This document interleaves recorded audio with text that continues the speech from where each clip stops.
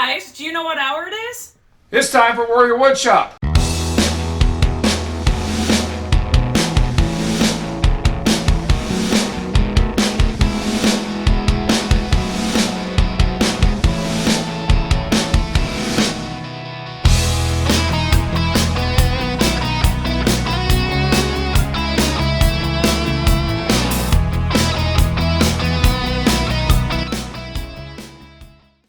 My name is Mr. Rodaway.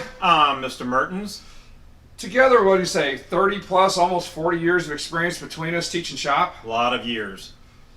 Our primary focus has always been hands-on, in-class learning activities. Do you like building projects with wood? Do you like making things with your hands?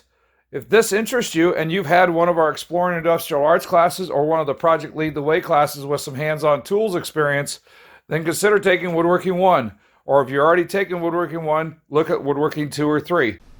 We're going to talk about tool safety, some tips, techniques, and maybe even a few projects here and there as well.